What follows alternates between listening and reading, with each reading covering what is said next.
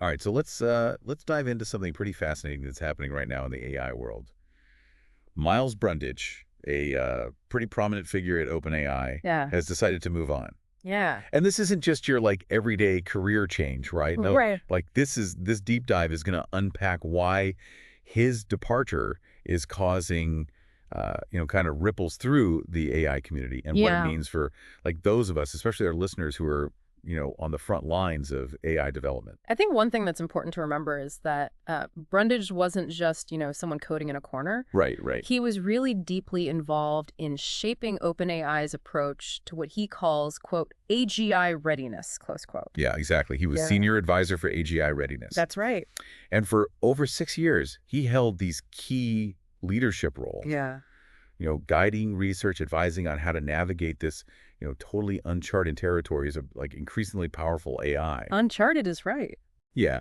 And luckily, he's given us a bit of a window into his thinking through the Substack post that he made, which is going to be kind of our guide, Yeah. for this discussion. Our roadmap. Exactly. So he starts by laying out his background a little. He says, quote, until the end of day this Friday, I'm a researcher and manager at OpenAI.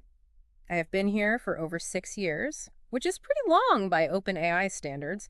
It has grown a lot over those 6 years. I started as a research scientist on the policy team, then became head of policy research, and am currently senior advisor for AGI readiness, close quote. So he's been there, done that, seen firsthand how OpenAI operates at the highest levels. Right. Clearly not someone just making a rash decision. Exactly. He even points out, some of the things that he's proud of working on. Yeah. His team's influence on OpenAI's deployment practices, their external red teaming program, their system cards, which are designed to promote transparency. Right, right. But then he drops the bombshell. He says he's leaving. Yeah, so why? Right, why? What's behind this move? What's the motivation? Well, he lays out 3 main reasons. Okay. And the first is he feels the opportunity costs are too high. Okay. Here's what he says, quote, I don't have time to work on various research topics that I think are important, and in some cases, I think they'd be more impactful if I worked on them outside of industry. OpenAI is now so high profile and its outputs reviewed from so many different angles that it's hard for me to publish on all the topics that are important to me, close quote. So it almost sounds like he's feeling a bit stifled. Yeah. Like the very prominence of OpenAI is limiting his ability to pursue certain research directions. Yeah, that's exactly right. Okay. He continues on, though, and he says, quote, it is difficult to be impartial about an organization when you are a part of it and work closely with people there every day, and people are right to question policy ideas coming from industry given financial conflicts of interest, close quote. So it's like if you're trying to raise concerns about the potential downsides of powerful AI, it might be hard for people to take you seriously if you're speaking from within one of the companies that's actually, building those systems. Almost like you said, biting the hand that feeds you. Exactly. And then his third reason gets to the heart of what he's been working on, quote unquote, AGI readiness. He feels he successfully communicated his main points to OpenAI leadership. Right. And believes those efforts are better served outside the company now. So let's unpack that a bit. What exactly does he mean by AGI readiness? Right. That sounds like it's something straight out of a sci-fi movie. Well, and he acknowledges this. He distinguishes between 2 types of AGI readiness. Okay. There's OpenAI's internal readiness, like how prepared are they to manage increasingly powerful AI systems? And then there's the world's readiness, like are we as a society prepared to handle this technology responsibly? So it's like building a rocket ship. Yeah. OpenAI might be ready to launch, but is the world ready for what happens when it lands? Precisely. I like that analogy. And Brundage argues that neither OpenAI nor the world is quite ready yet. Oh, wow. He states, quote, in short, neither OpenAI nor any other frontier lab is ready, and the world is also not ready, close quote. That's a pretty stark assessment coming from someone who's been advising them on this very issue. Right. And it's even more interesting when you consider that he's critical of the term AGI itself. Well, he thinks it's kind of a misnomer. Yeah. He says, quote, one of the things my team has been working on lately is fleshing out the levels of AI framework referenced here. I hope that OpenAI and I will be able to publish a related paper before long, close quote. So he's suggesting that focusing on this like singular moment of, artificial general intelligence might be misleading. Right. Instead, he's pushing for a more nuanced understanding of how AI capabilities will kind of evolve over time. It's a spectrum. Yeah, exactly. We've got this highly experienced AI policy expert Right. who's feeling constrained, concerned about bias, believes neither his company nor the world is truly ready for the future of AI. Yeah. Where does he go from here? Right. That's what makes this deep dive so fascinating. He's not just leaving, he's got a plan. And it has, I think, some pretty major implications for the future of AI policy, which, let's be honest, impacts all of us, Yeah. especially those working in AI. Absolutely. So stay tuned. We'll be right back after a short break. So he's planning to establish a new nonprofit or potentially join an existing one Okay. and focus on AI policy research and advocacy. Okay. And he's considering, zeroing in on specific regions like the US or the EU with its new AI Act. But he also wants to engage in these like global multilateral efforts. Well, it's not just stepping back. It's almost like stepping up in a way that could have, a really significant impact, especially given his experience and insider knowledge. This isn't just someone shouting from the sidelines. Oh, absolutely. He's been in the trenches, and he's not pulling any punches. He says the current AI policy landscape is full of, quote, vague or outright bad ideas, close quote. That's on it. He's particularly critical of the race against China mentality, arguing that it's dangerous and likely to lead to shortcuts on safety and ethics in the name of national security. Yeah. That's a pretty sobering thought for anyone working in AI, right? Yeah. Like the pressure to win could lead to decisions that prioritize, speed over safety or societal benefit. Right.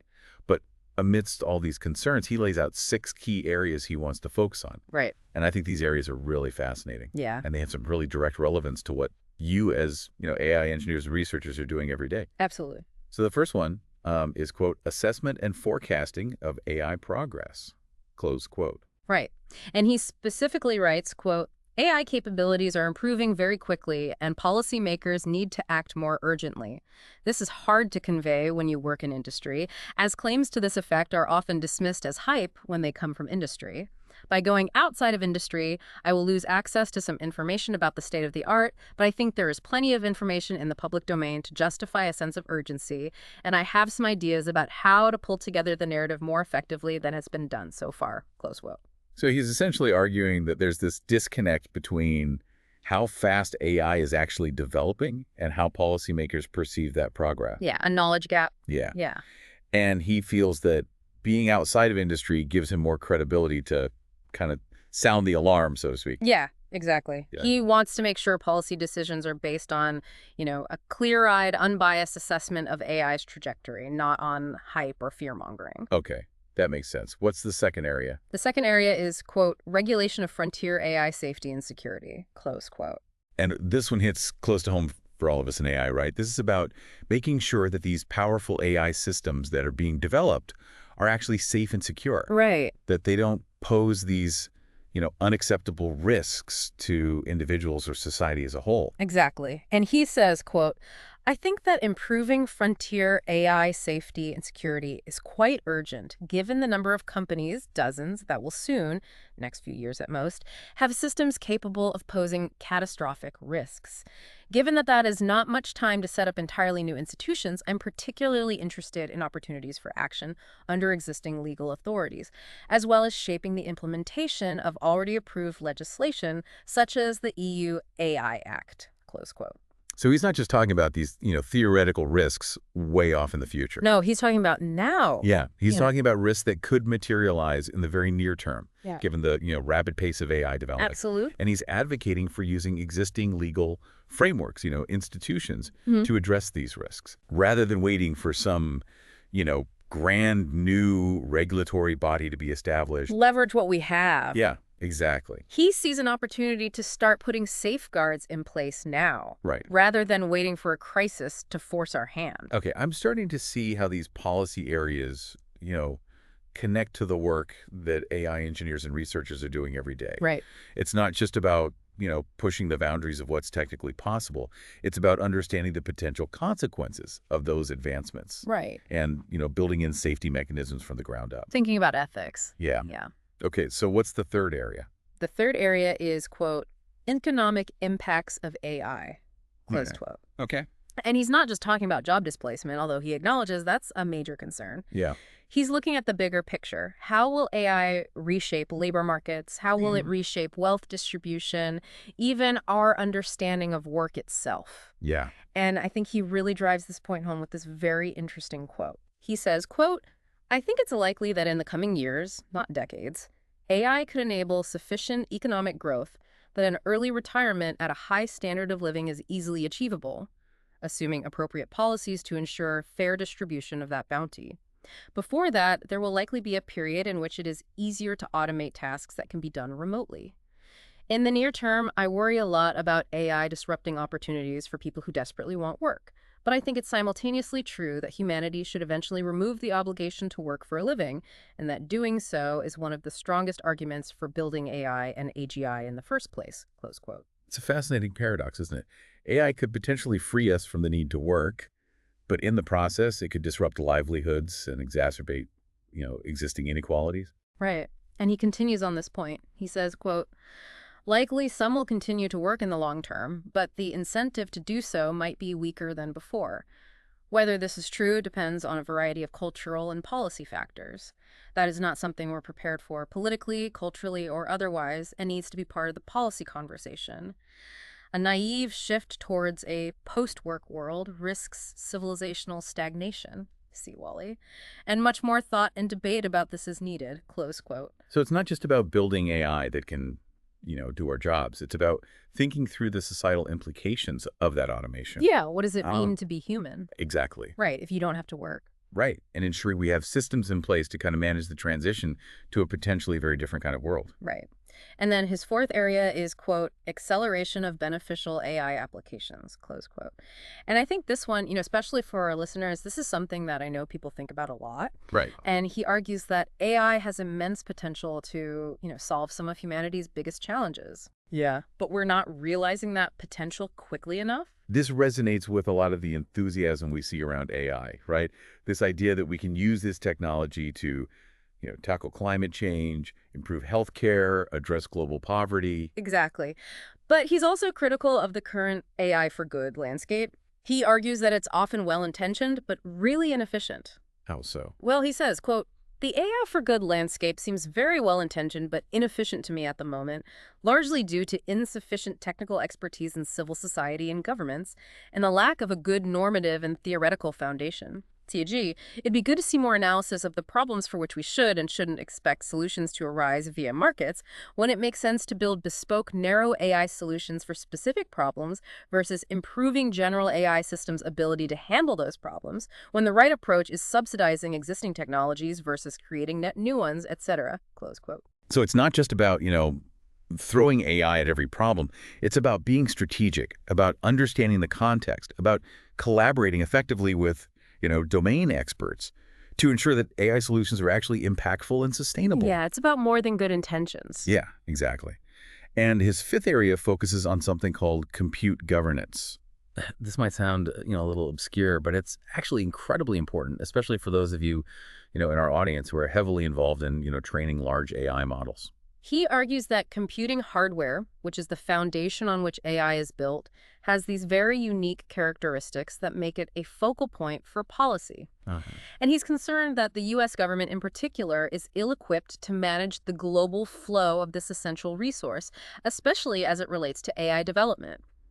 And he even quotes his own earlier work on this topic. He says, quote, "Compared to software, data, and talent, computing hardware has unique properties that make it an important focal point for AI policy. It is detectable, excludable, and quantifiable, and is produced via an extremely concentrated supply chain," quoted from this paper I worked on.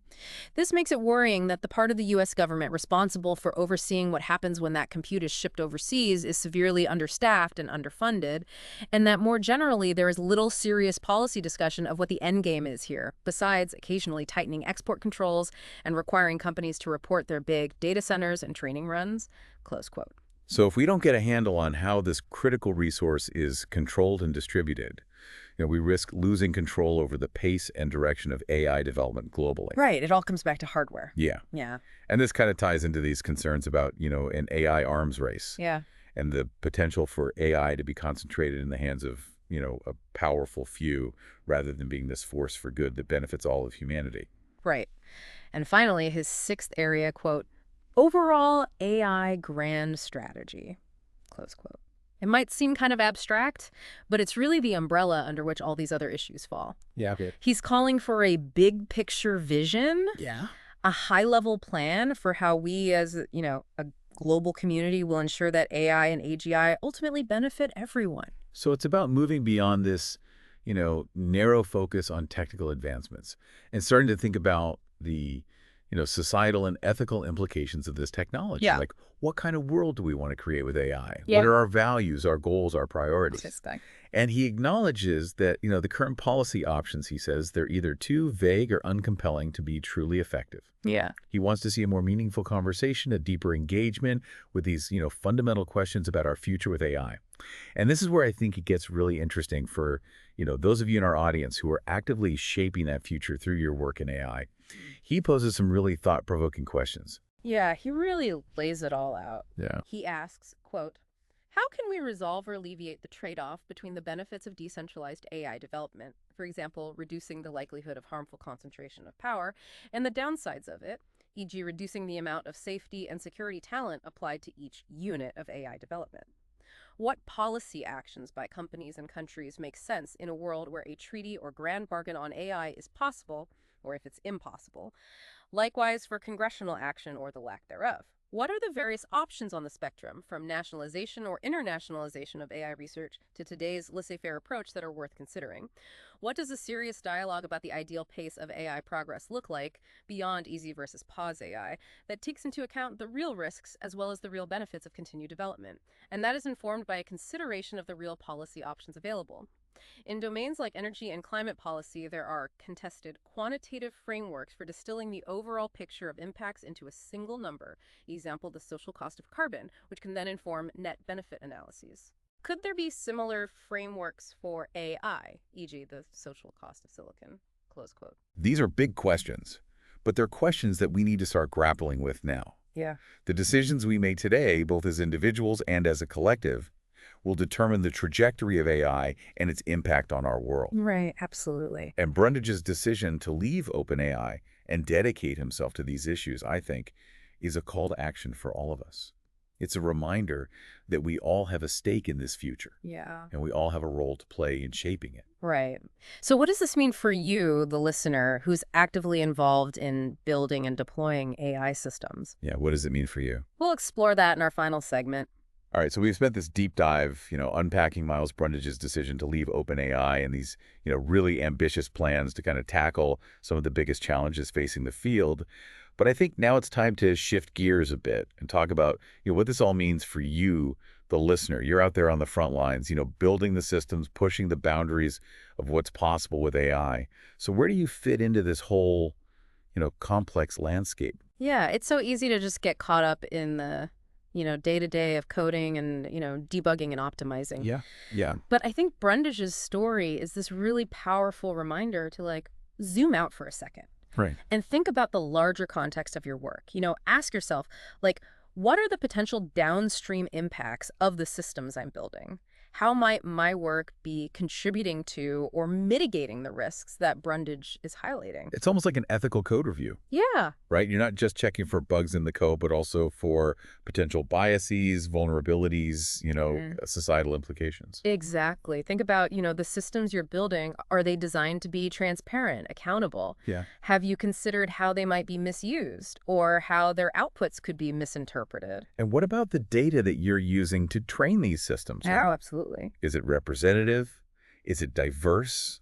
Have you taken steps to mitigate potential biases that could lead to, unfair or discriminatory outcomes? Yeah, these are not just theoretical concerns. I mean, we're already seeing real-world examples of AI systems perpetuating existing biases or being used in ways that, actively harm individuals and communities. Yeah. And I think Brundage's call for greater attention to, frontier AI safety and security should be a wake-up call for all of us. And he's right when he says that, quote, as with railroads, electricity, etc., corporate and government policies will be critical to ensuring safe and fair outcomes, close quote. But we can't just wait for policymakers to catch up. Right, we have a responsibility. We, as the builders of these systems, have a responsibility to be proactive, to anticipate potential risks, and build in safeguards from the very start. Absolutely. And remember, this isn't just about, preventing negative outcomes. It's also about maximizing the potential benefits of AI. Brundage's emphasis on accelerating beneficial AI applications should really resonate with, those of us who believe in the power of this technology to make a positive impact. Yeah, for sure. And as he said, quote, AI and AGI benefiting all of humanity is not automatic and requires deliberate choices to be made by decision makers in governments, nonprofits, civil society, and industry, and this needs to be informed by robust public discussion. Notably, this is true not just for risk mitigation, but also for ensuring equitable distribution of the benefits, as is the case with, e.g., electricity and modern medicine as well, close quote. Right.